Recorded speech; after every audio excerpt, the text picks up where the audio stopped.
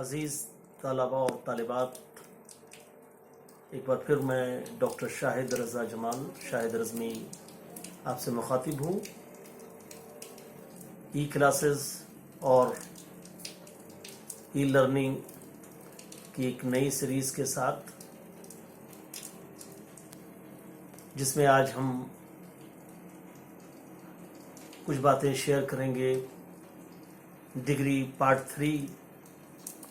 کی ایک مشہور کتاب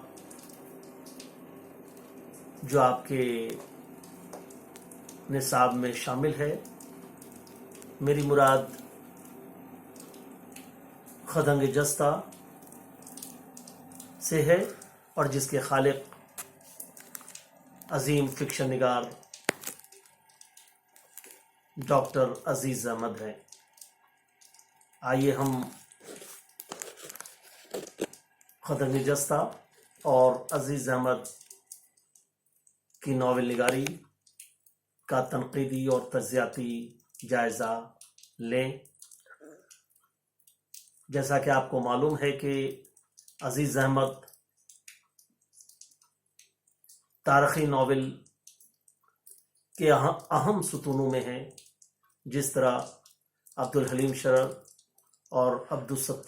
قاضی عبدالستار صاحب کا نام لیا جاتا ہے تاریخی ناول کے حوالے سے۔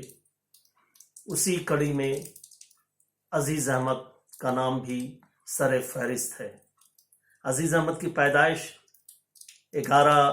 نومبر 1914 کو بارہ بنکی اتر پردیش میں ہوئی،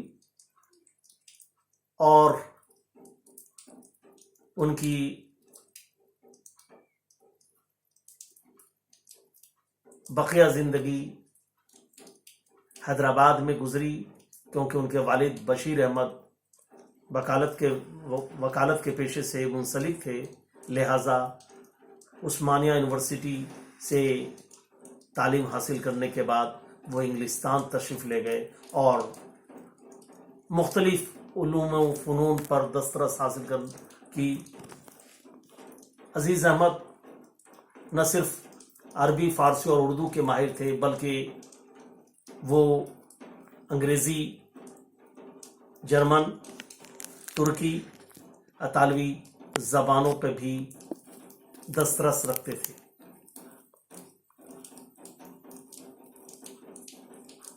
عزیز احمد اردو فکشن میں ایک اہم نام ہے، اور بالخصوص تاریخی ناول کے حوالے سے ان کا نام دیگر فکشن نگاروں میں اس معنی میں آگے، یا ایک طرح سے ان کا نام اولیت کا شرف حاصل کرتا ہے کہ انہوں نے اپنے ناول کے ذریعے نہ صرف ماضی کے واقعات و حادثات کو خوبصورت انداز سے پیش کیا ہے، بلکہ اس کو حال کا آئینہ بنانے کی کوشش کی ہے، اور یہی سبب ہے کہ ان کے ناولوں میں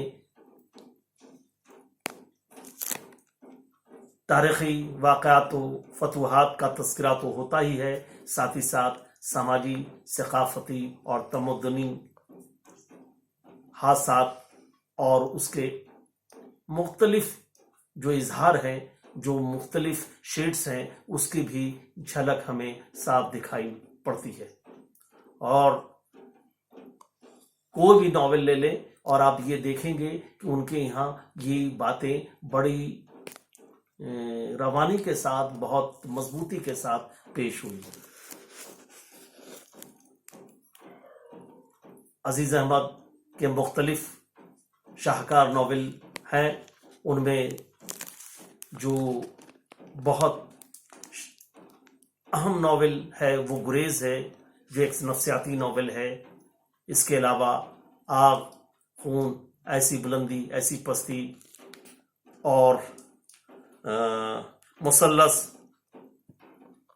شبنم وغیرہ کا تذکرہ آتا ہے۔ علاوہ ازیں انہوں نے چند ناولٹ بھی لکھے ہیں، جیسا کہ نام سے ظاہر ہے کہ یہ ناول کی مختصر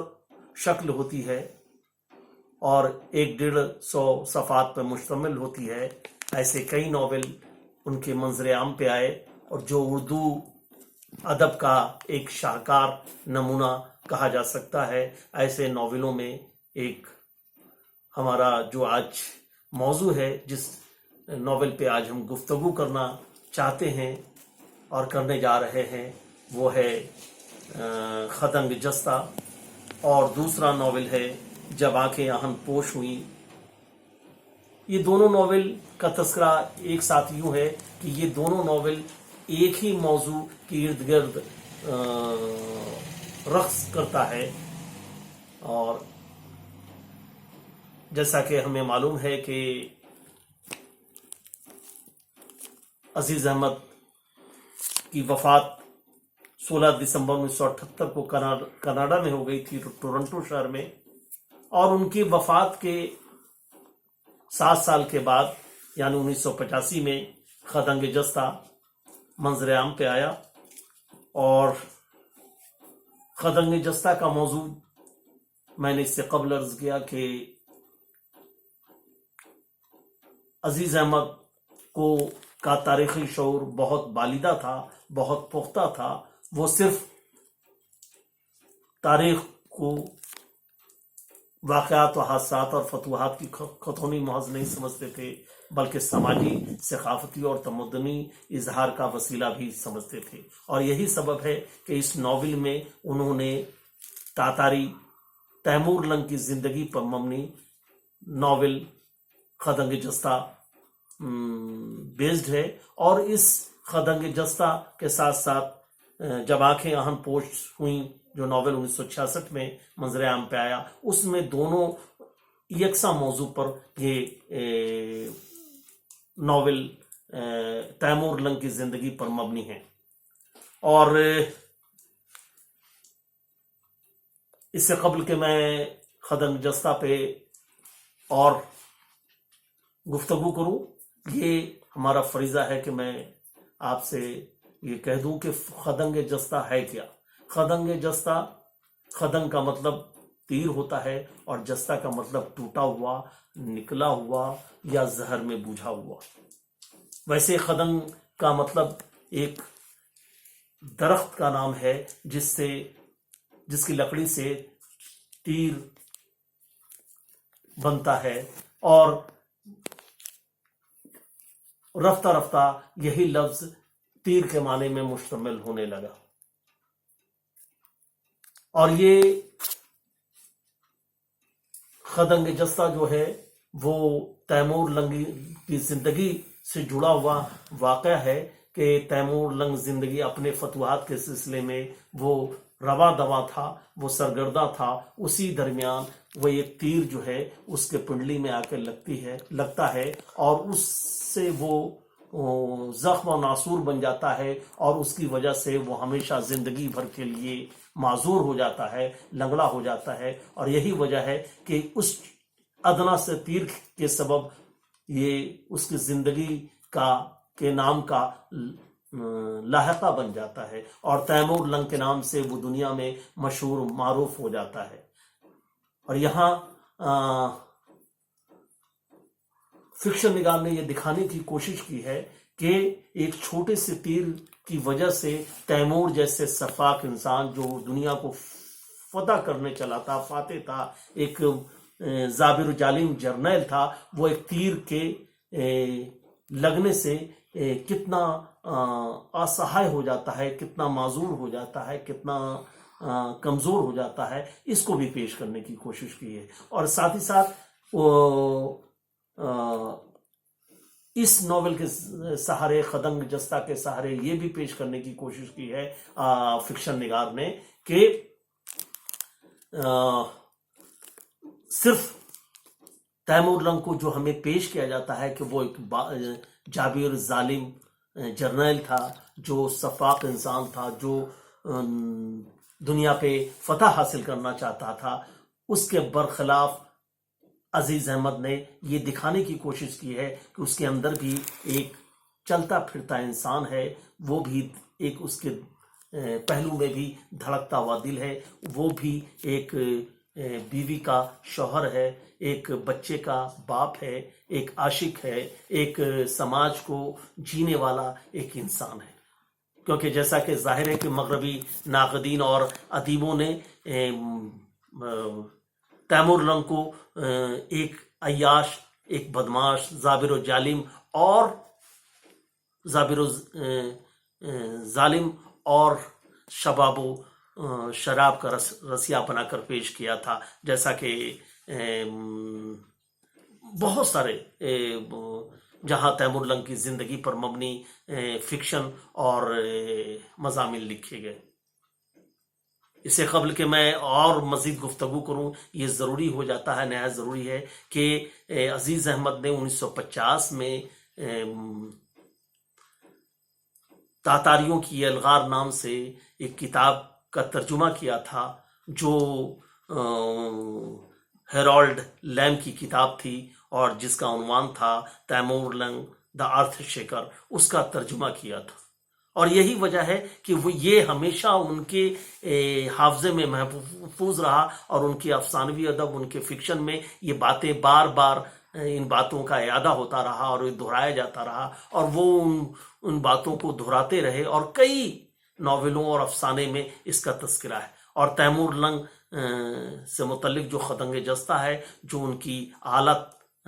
تصنیف ہے، اعلیٰ تخلیق ہے، اس میں بھی یہ باتیں دیکھنے کو ملتی ہیں۔ اور اس میں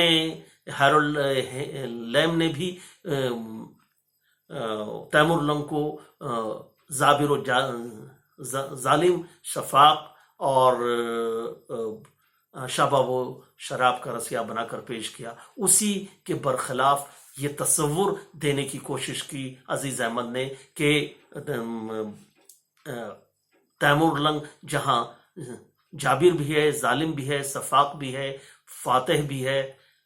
اور ایک شفاق جرنیل ہے، وہاں دوسری طرف وہ ایک انسان ہے جس کے پہلو میں دھڑکتا ہوا دل ہے، وہ ایک شوہر بھی ہے، ایک باپ بھی ہے، ایک والدین بھی ہے، ایک عاشق بھی ہے، ایک سماج میں جینے والا انسان بھی ہے، اور جس کے اندر نفسیاتی عناصر بھی موجود ہیں، اور اسی کو بڑی خوبصورت انداز میں پیش کیا ہے۔ اور اس ناول جو 1985 میں منظر عام پہ آیا، یہ ناولٹ خدنگ جستہ، اس کے اہم کردار تیمور لنگ ہے، جیسا کہ نام سے ظاہر ہے کہ یہ ناول کا مرکزی کردار ہے، اور جو جابر، ظالم اور شفاق انسان ہے، فاتح ہے، لیکن جس کے پہلو میں ایک دھڑکتا دل بھی ہے۔ اس کے ساتھ ساتھ تیمور کی بیوی اولجائے خاتون ہے، جو وفاشار ہے اور فتوحات سے زیادہ سکون قلبی کی متلاشی ہے۔ تیسرا جو اہم کردار ہے وہ ہے سلطان احمد، جو تیمور کا سالہ ہے اور بادشاہ وقت ہے، اس کا بھی تذکرہ اس میں ہوا ہے۔ اور ایک چوتھی زنانہ کردار جو اہم کردار ہے وہ دلشاد آغا ہے، جو سلطان احمد کی بیوی ہے، اور ایک طرح سے تیمور اور دلشاد آغا کے معاشقے کو بھی اس میں پیش کرنے کی کوشش کی ہے، جس سے عزیز احمد نے یہ دکھانے کی کوشش کی ہے کہ جہاں تیمور لنگ اپنی شریک ہاتھ الجائے خاتون کی ہر باتوں کو مانتا ہے، اس کی وفاشار بیوی کے لیے اس کے دل میں جگہ ہے، اس کے ساتھ ساتھ وہ دلشاد آغا سے بھی اتنا ہی رغبت رکھتا ہے۔